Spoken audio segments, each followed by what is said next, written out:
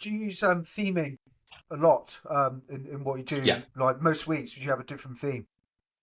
Yeah, there'll be some way to sort of engage the mind as to a bit of focus and try and put a little bit more resonance on the week. Yeah, It's a good way of having fun and enjoyment as well. So yeah, we'll have a lot of that. So we'll kick off our Monday.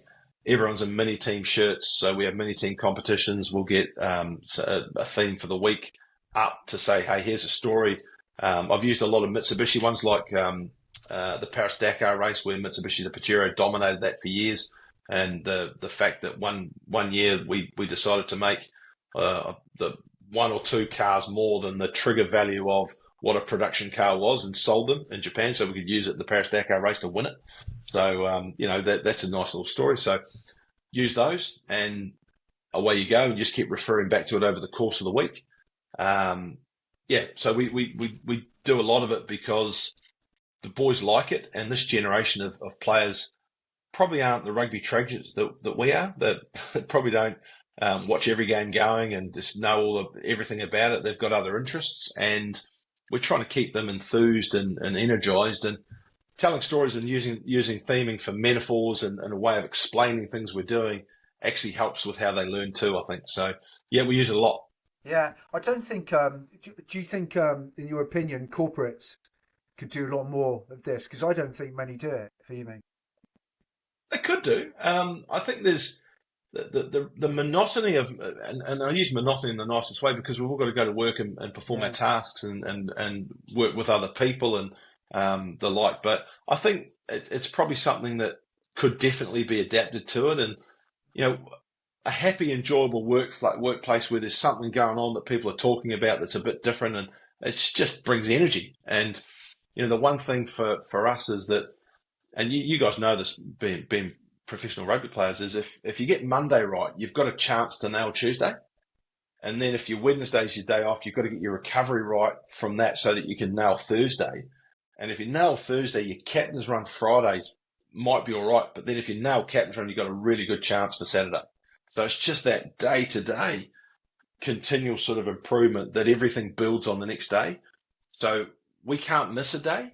And actually, energy is a massive part of how people feel about taking on information and learning and interacting and being confident with calling and assertive, and feeling good about yourself is actually a great way to work. So I think there's probably things about maybe more traditional office-based work or working in teams, because there's teams working in all sorts of environments where a bit of fun and enjoyment actually brings the best out of a day. yeah, yeah. No, totally agree with that. And in terms of leadership, you're known as basically player first, which is Hmm. basically giving players freedom to play, obviously within structure.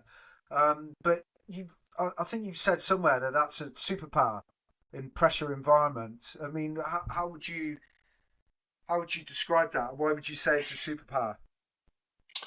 Well, the thing about the games and the big games, that they need individuals to step up and to create something or make something. And I think you can use the other analogy of Moneyball, where it's statistically based to put yourself in the best position to have a go at something, but that won't necessarily win you a title. In those moments of a final, I think when you look at players that are competing in those moments, and use, say, Roger Federer at Wimbledon. I mean, how many times he won it?